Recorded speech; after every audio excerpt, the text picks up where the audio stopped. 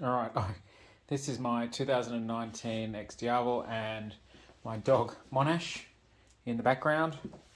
I've been looking at how to put on a quad lock. So that's the quad lock with the wireless charger. There's a anti-vibration mount that sits in the back and then mounted to the handlebars, and it sits at that position, and it really does seem to face, quite comfortably, and it's very unobtrusive. So I was looking at where to find the power source, and I think I've come up with it, having looked at lots of videos and done lots of reading.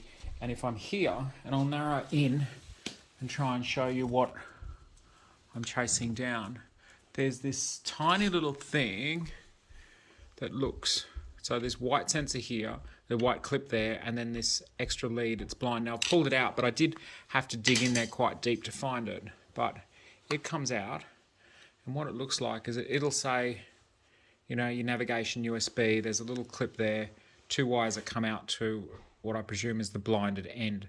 So I'm going to take the clip off apart, strip back this wire, test it for positive and negative, and then look at wiring in a USB lead so that I can put it back up to that system in a sec.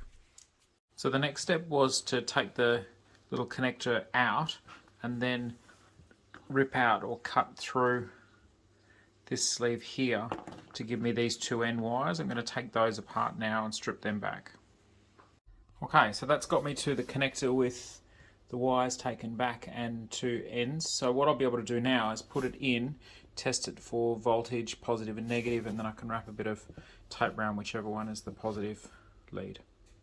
Okay, so I've got that connector plugged back in, and then I've got the two little clamps just on the loose ends of the wires. They're randomly placed. It doesn't really matter which way because the multimeter will tell me which one. So I did flick the bike on, and I think that's just a little bit of residual current left in the charging unit. That's my dog waiting for me to throw something for him. It's at my feet. Yeah, buddy. Oh. Happy puppy. All right, so if I turn this on, I would expect that I'm going to get some sort of charge goes through here in a DC. Yep, so there we are. So no minus sign. So the red is, by chance on the right one. So I've got 12.85 volts going through that into that one. So I can now mark this wire over here as the positive. So I mark just like that till I get it out, but that keeps me in positive. So when I wire in the USB port, I know which one it goes to.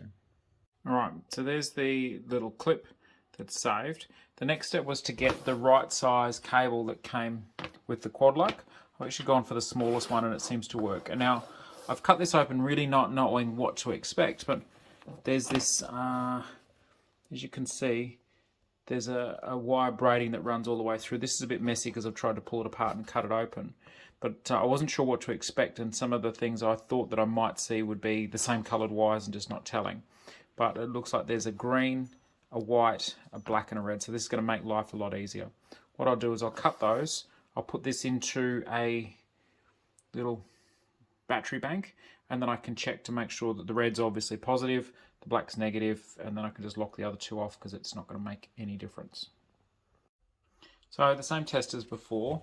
I've stripped the red and black wires off. I think the green and the white ones are probably data, and there's some of the remaining sort of braiding that I've torn out. Now I've hooked that up to the battery bank, and it shows me a DC power of 2.3 volts. So I know that the red is the red and the black is the black. So now I can just solder them together. All right, next step. So I've joined the wires together in their appropriate polarities and soldered them down. I'll pull the heat shrink over and then tidy it all up. All right, so that's the cable with the positive to positive and negative to negative soldered, heat shrunk down, and then I've got some heat shrunk over the top. And just because Ducati was so enthusiastic with all of their glue around the loose points, I'm going to put glue on the ends as well, just to make sure it's all waterproofed and sealed.